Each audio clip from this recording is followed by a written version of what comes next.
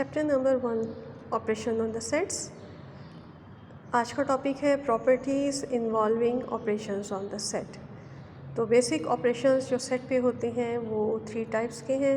उनमें से एक है आपका intersection of the sets, union of the set and then difference of 2 sets, और इन्हीं के ऊपर आपकी तमाम प्रॉपर्टीज़ बेस करती हैं। First property is commutative property. अगर आपके पास 2 सेट्स हैं a and b and A intersection B is equal to B intersection A. This is called commutative property of intersection.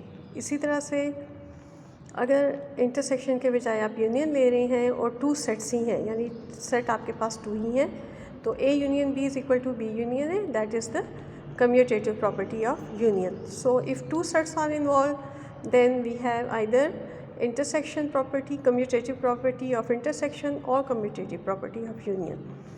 If we have 3 sets A, B and C, 3 sets हैं हमारे पास, तो A intersection B bracket intersection C is equal to A intersection B intersection C. This is called the associative property of intersection.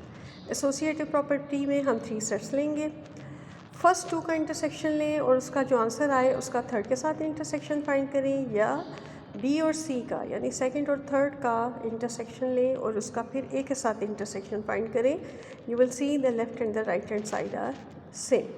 This is called associative property of intersection. Similarly you have associative property of union. अगर आप intersection के बजाय अब जो operation use कर रहे हैं वो यूनियन कर रहे हैं, यू कर रहे हैं, a union b union c is equal to a union b union c. The next is the identity property. Identity property में empty set और phi that will act as entity. Identity of because phi को आप किसी भी set के साथ उसका intersection करें, या identity property for the union, क्योंकि आप phi को किसी के साथ भी उसका union लेंगे तो वो आपके पास वही set आ जाएगा. Now identity property with respect to intersection is U, universal set. यानी universal set का आप किसी भी set के साथ intersection लेंगे तो आपके पास वही set आ जाता है, change नहीं होगा. So U act as identity for intersection and phi act as identity for union. Now the properties of the difference of 2 sets. This is very simple that A difference B will never be equal to B difference A. अगर आपके पास A और B कोई भी 2 different set हैं तो A difference B कभी भी B difference A की इक्वल नहीं आएगा. अब कॉम्प्लीमेंट की कुछ प्रॉपर्टीज़ हैं, and that is A union A complement is equal to universal set. यानी जो एलिमेंट्स A में होंगे वो A कॉम्प्लीमेंट में नहीं होंगे, तो जब आप इन दोनों को कंबाइन करेंगे तो हमारे पास यूनिवर्सल सेट आ जाएगा.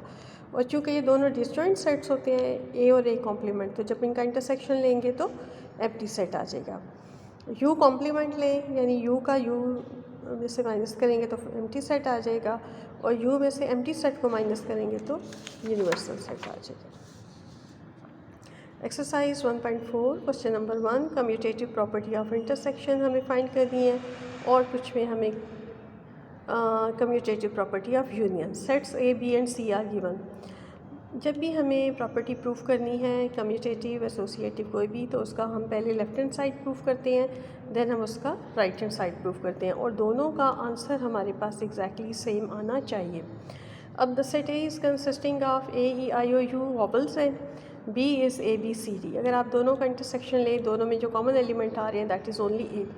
इसी तरह से अगर आप पहले सेट बी लिख लें एंड देन ए लिख लें तो इससे कुछ फ़र्क नहीं पड़ेगा, लेकिन आप जब इंटरसेक्शन लेंगे तो ए ही आ जाएगा. So you can say left hand side is equal to right hand side, therefore a intersection b is equal to b intersection a. Similarly you can find b union c is equal to c union b. B है g A B C, सी है ए सी e जी. अगर आप दोनों के union लेंगे तो दोनों के सारे एलिमेंट्स आ जाएंगे, कॉमन एलिमेंट्स वन टाइम आएंगे, ए बी सी ई जी. इसी तरह से सी यूनियन बी करेंगे तो ये भी a B c e g intersection equal to you.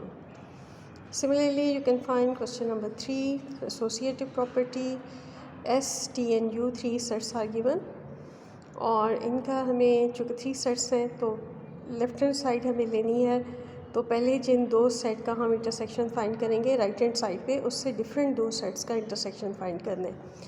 Set S is given -2 -1 0 1 intersection -4 -1 1 3 intersection 0 +-1 +-2।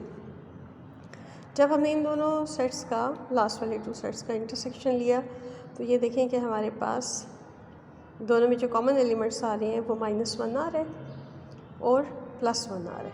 ठीक है, -4 यहाँ नहीं है, 3 भी यहाँ नहीं है, तो ये हमारे पास इंटरसेक्शन आ जाएगा। और इन दोनों का जब इंटरसेक्शन लेंगे तो भी हमारे पास -1 एंड +1 ही आएगा। On the right hand side now we have to take the intersection of s and t. S का हमने इंटरसेक्शन लिया टी के साथ एंड देन उसका फिर हम यू के साथ लेंगे। तो इन दो सेट्स में अगेन जब हम लेंगे कॉमन तो ये -1 और 1 ही आ रहा है, और जब इसका इंटरसेक्शन 0 +-1 +-2 से लेंगे तो -1 1 आ जाएगा। So associative property is used. इसी तरह से आप ये देख लें and then associative property of intersection and associative property of union।